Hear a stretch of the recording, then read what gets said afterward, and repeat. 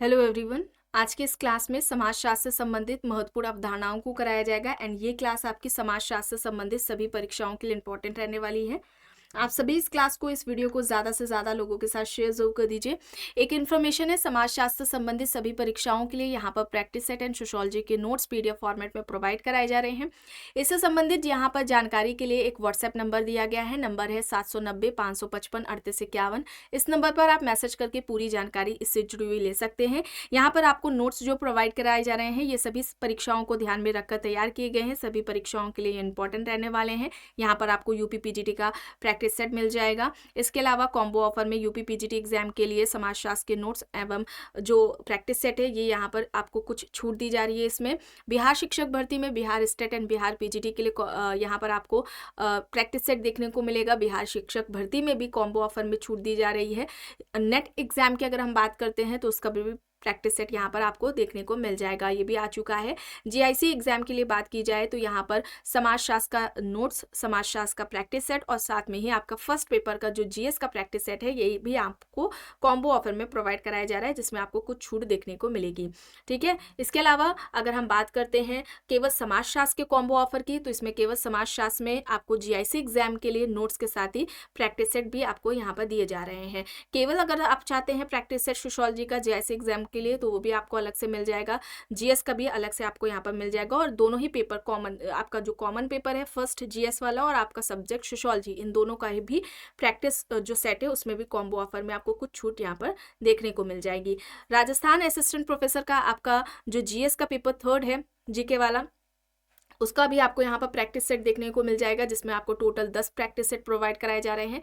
इसके अलावा यहाँ पर राजस्थान असिस्टेंट प्रोफेसर का समाजशास्त्र का भी प्रैक्टिस सेट आपको मिल जाएगा। इससे जुड़ी हुई कोई भी जानकारी चाहते हैं तो व्हाट्सएप नंबर दिया गया है, इस नंबर पर आप मैसेज करके पूरी इससे जुड़ी हुई जानकारी आप ले सकते हैं। बस कुछ ही देर में क्लास शुरू होने वाली है। आप सभी इस वीडियो को ज़्यादा से ज़्यादा लोगों के साथ शेयर जरूर कर दीजिए। देखिए यहाँ तक हो गया था। चलिए यहाँ से शुरू करना है। देखिए प्रश्न है, द्वितीयक संस्था की अवधारणा है। ऑप्शंस में यहाँ पर समनर, पार्सन्स, गॉफमैन, मैकएवर दिया गया है। द्वितीयक संस्था, द्वितीयक संस्था का कॉन्सेप्ट किसका है? द्वितीयक संस्था की अवधारणा किसके द्वारा दी गई है? द्वितीयक संस्था की अवधारणा किसके द्वारा दी गई है? पार्सन्स के द्वारा दी गई है। और यहाँ पर अगर हम बात करें पार्सन्स की, तो पार्सन्स ने संस्थाकरण की अवधारणा भी दी है। ठीक है, ध्यान रखेंगे, संस्थाकरण की अवधारणा भी पार्सन्स के द्वारा ही दी गई है। और अगर हम बात करें इन्होंने समाजीकरण की, ठीक है, इन्होंने समाजीकरण के दो प्रकार बताए थे। एक तो इन्होंने प्राथमिक समाजीकरण, ठीक है, प्राथमिक समाजीकरण की इनकी अवधारणा हो जाएगी। और इसके अलावा प्राथमिक समाजीकरण जो कि प्राथमिक संस्थाओं के द्वारा होता है, और दूसरा इन्होंने द्वितीयक समाजीकरण की बात की है, जो कि द्वितीयक संस्थाओं के द्वारा जो समाजीकरण होता है उसको इन्होंने द्वितीयक समाजीकरण कहा। तो ये जो अवधारणाएं हैं, संस्थाकरण, द्वितीयक संस्था, प्राथमिक समाजीकरण और द्वितीयक समाजीकरण, ये किसके द्वारा दी गई हैं? पार्सन्स के द्वारा दी गई हैं। संस्था की बात किसने की है, या संस्था के विकास या संस्था के उद्विकास, इस तरह से अगर पूछा जाता है तो ये समनर के द्वारा दी गई अवधारणा है। गॉफमैन की बात की जाए तो इन्होंने समग्र संस्था की बात की है। समग्र या संपूर्ण संस्था, इस तरह से एग्जाम्स में पूछा जाता है, टोटल इंस्टीट्यूशन। ठीक है, तो ये किसका कॉन्सेप्ट हो जाएगा? ये गॉफमैन का कॉन्सेप्ट हो जाएगा। ये आपको बातें याद रखनी है, संस्था से रिलेटेड इस तरह से एग्जाम्स में अक्सर एक साथ पूछ लिया जाता है। यहाँ पर पार्सन्स है सही। प्रश्न है, निम्न में से किसने दमनात्मक समाजीकरण की अवधारणा दी? McKim Marriott, Broom and Selznick, Johnson, Parsons यहाँ पर ऑप्शन है। दमनात्मक समाजीकरण की बात किसके द्वारा दी गई है, बताएं। यहां पर सही क्या होगा? मैकिम मेरिट ने स्थानीयकरण व सार्वभौमिकरण की अवधारणा दी है। ये मैकिम मेरिट का है। यहां पर क्या होगा? यहाँ पर ब्रूम एंड सेल्जनिक होगा। ठीक है, ब्रूम एंड सेल्जनिक ने समाजीकरण के दो प्रकार बताए थे। ब्रूम एंड सेल्जनिक ने समाजीकरण के दो प्रकार बताए थे। एक तो दमनात्मक समाजीकरण है, ठीक है, दमनात्मक समाजीकरण है, और दूसरा सहभाग्य समाजीकरण हो जाएगा, सहभाग्य समाजीकरण। तो ये दो प्रकार किसने बताए हैं? ब्रूम एंड सेल्जनिक ने बताए हैं समाजीकरण के। चलिए आगे देखते हैं। संदर्भ व्यक्ति, मर्टन, एस.सी. दुबे, श्रीनिवास, योगेंद्र सिंह, यहाँ पर ऑप्शंस हैं। संदर्भ व्यक्ति बताएं, संदर्भ व्यक्ति की अवधारणा किसने दी है? ध्यान से पढ़े, संदर्भ व्यक्ति पूछा जा रहा है।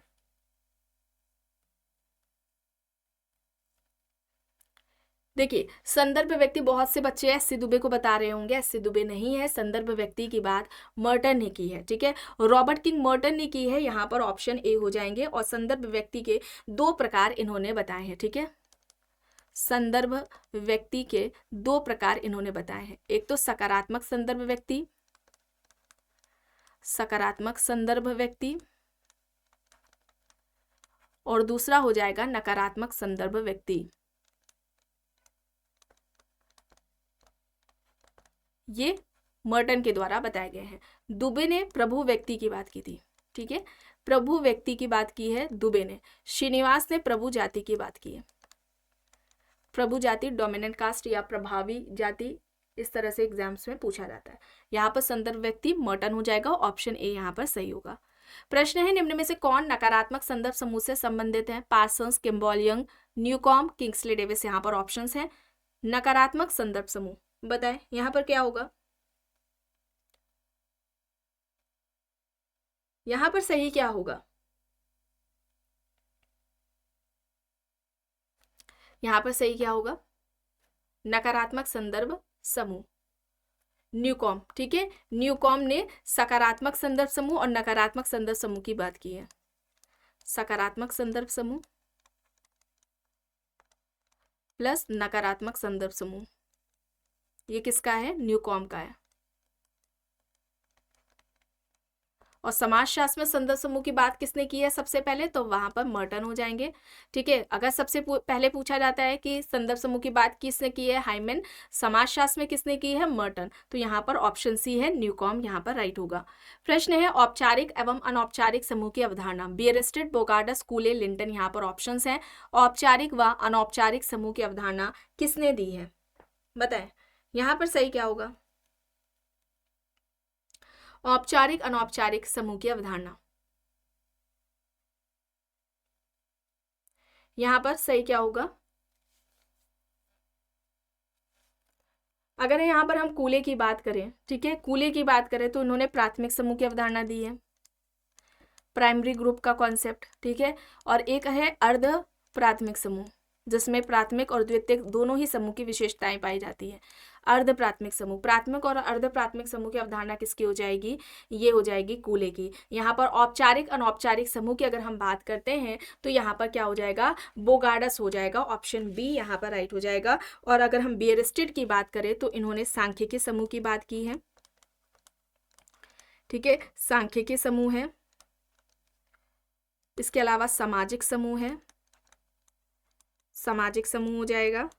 सहचारी है, सहचारी समूह, और समाजीय समूह, ठीक है।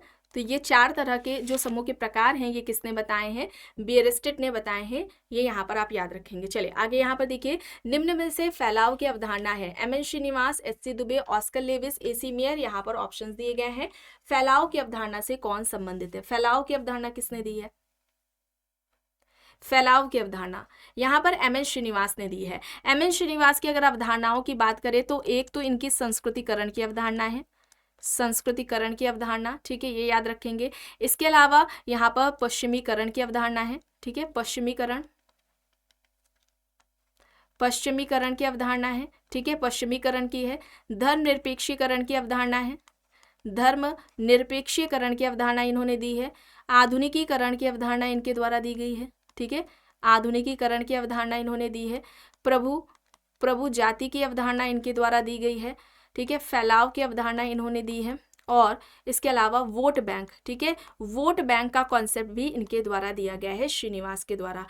और पूछा जाता है एकता व फैलाव, ठीक है, एकता व फैलाव की अवधारणा पूछी जाती है, ये किसके द्वारा दी गई है? तो आप याद रखेंगे ओपलर का ये कॉन्सेप्ट है। केवल फैलाव पूछा जाता है तब वहां पर एम एन श्रीनिवास होगा, ठीक है, क्लियर। तो यहाँ पर ऑप्शन ए होगा सही। चलिए आगे यहाँ पर देखते हैं, निम्न में से कौन सा युग्म सही नहीं है? प्रभु व्यक्ति, एस सी दुबे, प्रभु समुदाय, ए सी मेयर, प्रभु क्षेत्र, ए सी मेयर, अर्ध प्राथमिक समूह, कूले।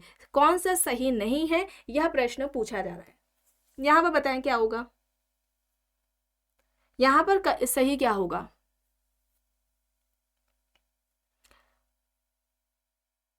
देखिए प्रभु व्यक्ति आप जानते हैं एस सी दुबे ने दिया है। अर्ध प्राथमिक समूह आप जानते हैं, कंफ्यूज यहां पर ज्यादातर होंगे प्रभु समुदाय और प्रभु क्षेत्र में, बताएं। प्रभु क्षेत्र की अवधारणा एसी मेयर ने दी है, लेकिन प्रभु समुदाय की अवधारणा एसी मेयर के द्वारा नहीं दी गई है, रॉय बर्मन। ठीक है, रॉय बर्मन का कॉन्सेप्ट है प्रभु समुदाय का, तो यहाँ पर ऑप्शन बी होगा सही। प्रश्न है अनिवार्य समूह की अवधारणा से संबंधित है, बोटोमोर, जिन्सबर्ग, कूले, वॉर्ड। अनिवार्य समूह की अवधारणा किसने दी है? वॉर्ड ने समूह के दो प्रकार बताए थे, ऐच्छिक समूह और अनैच्छिक समूह या अनिवार्य समूह। ये आपको बताया गया था, वही यहां पर पूछा जा रहा है। तो ये किसका हो जाएगा? वॉर्ड का हो जाएगा। तो यहां पर ऑप्शन डी हो जाएगा सही। निम्न में से कौन सा सही नहीं है? संस्कृतिकरण श्रीनिवास, पश्चिमीकरण श्रीनिवास, लौकिकीकरण एस.सी. दुबे, आधुनिकीकरण श्रीनिवास। बताएं, सही नहीं है। संस्कृतिकरण, पश्चिमीकरण, आधुनिकीकरण, धन निरपेक्षीकरण या जिसे हम लौकिकीकरण कहते हैं, ये भी श्रीनिवास के द्वारा ही दिया गया है। ठीक है, ये याद रखेंगे आप। इसके अलावा फैलाव की अवधारणा, प्रभु जाति की अवधारणा, वोट बैंक की अवधारणा, ये सभी किसका है? श्रीनिवास के हैं। ठीक है, श्रीनिवास के सारे कॉन्सेप्ट्स हैं। चलिए आगे यहाँ पर देखिए, निम्न में से कौन सा युग्म सही है? यहाँ पर देखिए सही बताना है। आशीषी समाज, इवांस प्रचार, द्वितीयक संस्था किंग्सले डेविस, प्राथमिक समाजीकरण कूले, शीर्षी समाज समनर। चलिए बताएं यहाँ पर सही क्या होगा?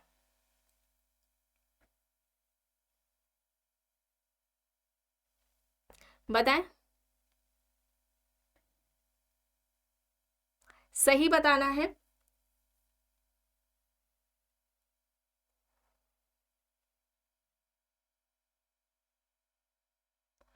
आशीषी समाज इवांस प्रचार का होगा। ठीक है, समाज के दो प्रकार, शीर्षी समाज और आशीषी समाज, ये किसने बताए थे? इवांस प्रचार ने बताए थे। ठीक है, इवांस प्रचार ने बताए थे। द्वितीयक संस्था की बात यहाँ होती है, तो ये किसका है? पार्सन्स का है। द्वितीयक संस्था किसका है? पार्सन्स का है। किंग्सले डेविस ने द्वितीयक समूह की बात की है। ठीक है, द्वितीयक संस्था नहीं, द्वितीयक समूह की बात की है किंग्सले डेविस ने। और मानव समाज, ठीक है, मानव समाज की बात की है किंग्सले डेविस ने। प्राथमिक समाजीकरण यहाँ पर कूले का नहीं होगा, यहाँ पर पार्सन्स होगा। ठीक है, पार्सन्स होगा। समाजीकरण के दो प्रकार, प्राथमिक और द्वितीयक समाजीकरण, ये पार्सन्स ने बताए थे, कूले ने नहीं बताए थे। सही बताना था तो ऑप्शन ए होगा यहाँ पर सही। प्रश्न है गुट समाज की अवधारणा, Louis Wirth, Oscar Lewis, Robert Redfield, MacIver. यहाँ पर ऑप्शन है गुट समाज, किसका हो जाएगा? बताएं यहाँ पर सही क्या होगा? गुट समाज की अवधारणा किसने दी है?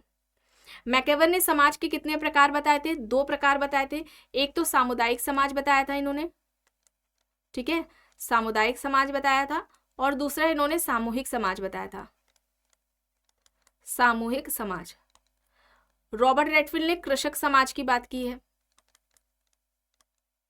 गुट समाज की बात किसने की है? ऑस्कर लेविस ने की है।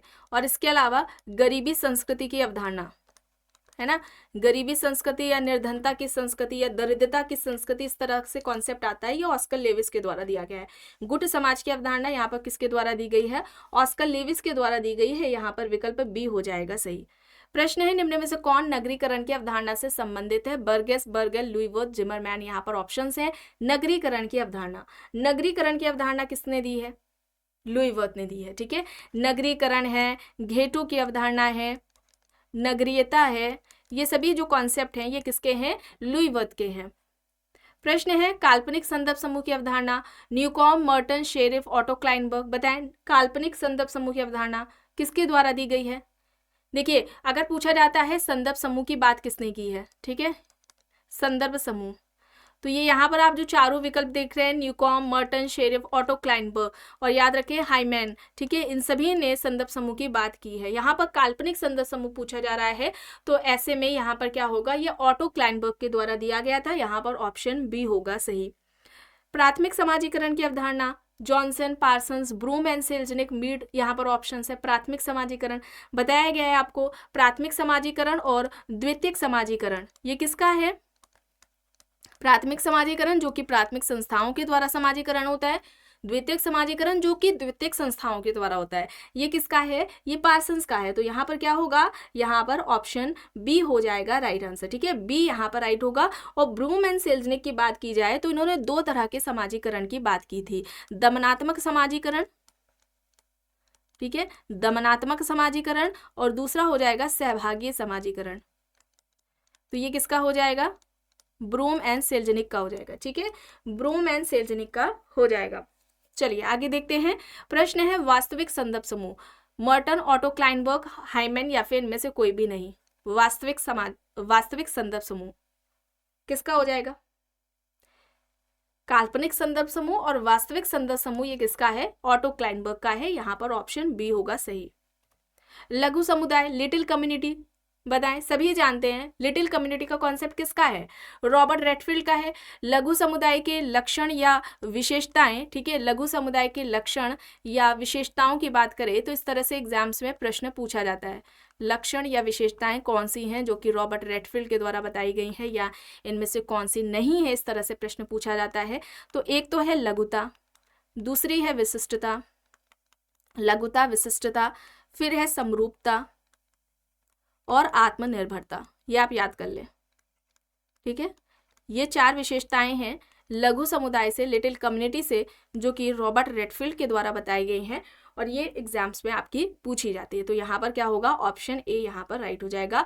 गांव लघु समुदाय है, गांव को लघु समुदाय कहा था किसने, रॉबर्ट रेडफील्ड ने। और गांव लघु समुदाय है या नहीं, इसका परीक्षण सबसे पहले किसके द्वारा किया गया था, ब्रजराज चौहान के द्वारा किया गया था राजस्थान में। ठीक है, और उन्होंने इस अवधारणा का खंडन किया कि गांव लघु समुदाय का उदाहरण नहीं है। ये अवधारणा लगभग 150-200 वर्ष पूर्व सही होती होगी, लेकिन अभी वर्तमान के समय में यह अवधारणा मतलब कि गाँव लघु समुदाय है या गाँव लघु समुदाय का उदाहरण है, यह ऐसा नहीं है। ठीक है, उन्होंने क्योंकि वहां पर जो लघु समुदाय के लक्षण रॉबर्ट रेडफील्ड ने बताए थे वो वहां पर उनको कुछ देखने को मिले थे, कुछ देखने को नहीं मिले थे। चलिए अब यहाँ पर देख लीजिए, सहभागी समाजीकरण की अवधारणा से संबंधित है, White, H Mead, Malinowski, Broom and Selznick. सहभागी समाजीकरण, सहभागी समाजीकरण किसके द्वारा दिया गया है, सहभागी समाजीकरण ये किसका हो जाएगा, ब्रूम एंड सेल्जनिक का। दमनात्मक समाजीकरण और सहभागी समाजीकरण की बात किसने की थी, ब्रूम एंड सेल्जनिक ने की थी। ये आप याद रखेंगे, यहाँ पर ऑप्शन डी होगा सही। प्रश्न है सांस्कृतिक केंद्र की अवधारणा, ओपलर, लेपियर, विस्लर, रूथ बेंडिक्ट, यहाँ पर ऑप्शंस हैं।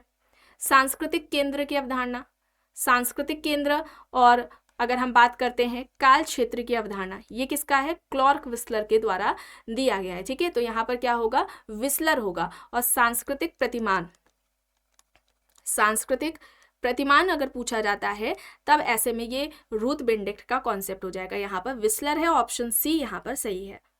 प्रश्न है सात्मीकरण की अवधारणा। देखिए ऑप्शंस में Robert park, Linton, learner, Ghurye दिया गया है। सात्मीकरण की अवधारणा ये किसकी हो जाएगी, रॉबर्ट पार्क की हो जाएगी। ऑप्शन ए यहाँ पर राइट हो जाएगा, रॉबर्ट पार्क।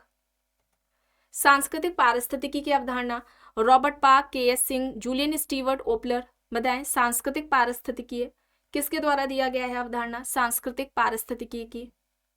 यहाँ पर सही क्या होगा, जूलियन स्टीवर्ट। ठीक है, जूलियन स्टीवर्ट होगा, ऑप्शन सी यहाँ पर राइट होगा। ठीक है, जूलियन स्टीवर्ट यहाँ पर राइट है। ओपलर ने सांस्कृतिक लय की दी थी, सांस्कृतिक लय की अवधारणा ओपलर की है। प्रश्न है मूलभूत संस्कृति की अवधारणा, लिंटन, लर्नर, किंग्सले डेविस, कॉर्डिनर। बताएं मूलभूत संस्कृति, मूलभूत संस्कृति की अवधारणा ये किसका हो जाएगा, लिंटन। ठीक है, लिंटन हो जाएगा।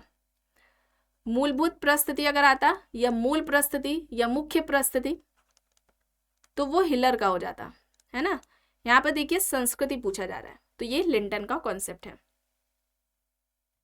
प्रश्न है सांस्कृतिक संरचनावाद की अवधारणा, लेवी-स्ट्रॉस, गिडेंस, बोर्दियो, सोसरे। यहाँ पर ऑप्शंस है। सांस्कृतिक संरचनावाद किसका कॉन्सेप्ट हो जाएगा, सांस्कृतिक संरचनावाद का। लेवी-स्ट्रॉस ने संरचनावाद की बात की है। ठीक है, संरचनावाद की अवधारणा लेवी-स्ट्रॉस की है। गिडेंस ने संरचनाकरण की अवधारणा दी है। यहाँ पर सांस्कृतिक संरचनावाद किसका हो जाएगा, बोर्दियो का हो जाएगा। और भाषीय संरचनावाद की बात सोसरे ने की है। ठीक है, यहाँ पर सांस्कृतिक संरचनावाद पूछा जा रहा है, तो ये कॉन्सेप्ट किसका होगा, बोरद्यू का। चलिए अब यहाँ पर देखिए क्षत्रियकरण की अवधारणा, एस.एल. कालिया, मजूमदार, एस.के. श्रीवास्तव, श्रीनिवास। क्षत्रियकरण की अवधारणा किसने दी है, कॉन्सेप्ट किसका है क्षत्रियकरण का, यहाँ पर राइट क्या होगा, एस.के. श्रीवास्तव। ठीक है, एस.के. श्रीवास्तव होगा, ऑप्शन सी यहाँ पर राइट होगा। यहाँ पर विसमाजीकरण की अवधारणा किसने दी, जनजातीकरण की अवधारणा किसने दी और संस्कृतिकरण की अवधारणा किसने दी है, ये आपको कमेंट बॉक्स में बताना है। ठीक है, ये आपको यहाँ पर बताना है कमेंट बॉक्स में। चलिए अब यहाँ पर देखिए दरिद्रीकरण की अवधारणा के जनक है Oscar Lewis, Karl Marx, Louis Wirth या फिर इनमें से कोई भी नहीं। दरिद्रीकरण की अवधारणा, अब यहाँ पर भी कुछ बच्चों का गलत होगा, बताएं दरिद्रीकरण की अवधारणा कौन जनक है, दरिद्रीकरण की अवधारणा के, यहाँ पर राइट होगा कार्ल मार्क्स। ठीक है, कार्ल मार्क्स हो जाएगा। ऑस्कर लेविस ने निर्धनता की संस्कृति या दरिद्रता की संस्कृति की अवधारणा दी है, यहाँ पर कल्चर नहीं पूछा जा रहा है, ध्यान रखें दरिद्रीकरण पूछा जा रहा है, तो ये कार्ल मार्क्स है, यहाँ पर बी होगा सही।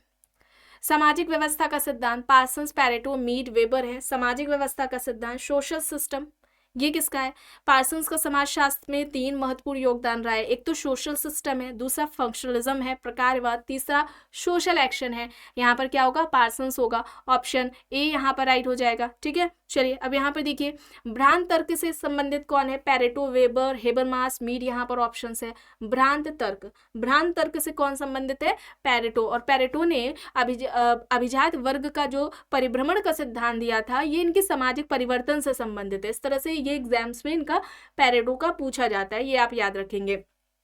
ठीक है, तो यहाँ पर पैरेटो हो जाएगा। अब यहाँ पर सामाजिक परिवर्तन की अवधारणा, Karl Marx, Weber, Coser, Simmel है। सामाजिक परिवर्तन, तो वर्ग संघर्ष का जो सिद्धांत है वो इनका सामाजिक परिवर्तन से संबंधित ही है, यहाँ पर ऑप्शन ए होगा सही, कार्ल मार्क्स। अवशेष की अवधारणा, पैरेटो, मीड, रेडफील्ड या फिर इनमें से कोई भी नहीं। अवशेष की अवधारणा बताएं, अवशेष की अवधारणा यहाँ पर क्या होगा, पैरेटो होगा, ऑप्शन ए यहाँ पर राइट आंसर हो जाएगा। ठीक है, पैरेटो यहाँ पर सही है। कल्याण की अवधारणा, पार्सन्स, वेबर, पैरेटो, ग्रीन। कल्याण की अवधारणा किसके द्वारा दी गई है, यहाँ पर सही हो जाएगा पैरेटो। कल्याण की अवधारणा किसकी है, पैरेटो से ये जुड़ी हुई है। अभिजात वर्ग का परिभ्रमण का सिद्धांत, अभी आपको बताया गया, जो कि सामाजिक परिवर्तन से संबंधित सिद्धांत है। शेर और लोमड़ी की बात इन्होंने की थी, भ्रांत तर्क की बात इन्होंने की है। क्रिया के 2 प्रकार, तार्किक क्रिया और अतार्किक क्रिया, पैरेटो के द्वारा बताए गए हैं, यहाँ पर ऑप्शन सी होगा। ठीक है, सामाजिक परिवर्तन से संबंधित सांस्कृतिक गत्यात्मकता का सिद्धांत सोरोकिन के द्वारा दिया गया था, तो यहाँ पर क्या हो जाएगा, पैरेटो हो जाएगा। ठीक है, पैरेटो ऑप्शन सी यहाँ पर सही होगा।